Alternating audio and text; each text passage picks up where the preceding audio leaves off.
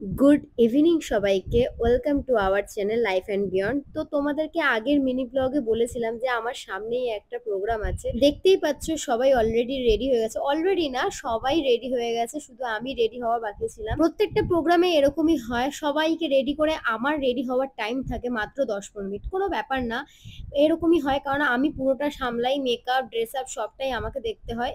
হ্যাঁ, এরকমটা না যে আমি ড্রেস আর মেকআপ রাখতে পারি না, কিন্তু আমি এটা ছোট থেকে করে আসছি, এটা আমার ভালো লাগে, আমার সাজাতে ভালো লাগে। আর আমি খুব খুঁতখুঁতে, তাই আমার সবকিছু পারফেক্টলি চাই বলে আমি কারোর উপর ডিপেন্ড করে চলি না।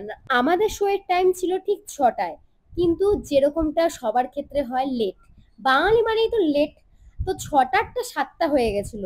আর সবকিছুর মধ্যে তো আমার মাকে থাকতেই হবে, আমার মা না থাকলে আমার কোনো কিছুই সাকসেস হয় না। যে কোনো প্রোগ্রাম বলো, আমি যেখানেই যাই, যে কোনো কাজে বলো, আমার মাকে পাশে লাগবেই। ছোট থেকে যেরকম ভাবে আমাকে নিয়ে চলেছে, আজকে সেরকম ভাবেই চলছে।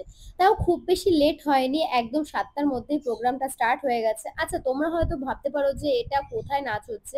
এটা একটা হলের ভেতর নাচ হচ্ছে, বিকজ বাইরে খুব বৃষ্টির ওয়েদার ছিল।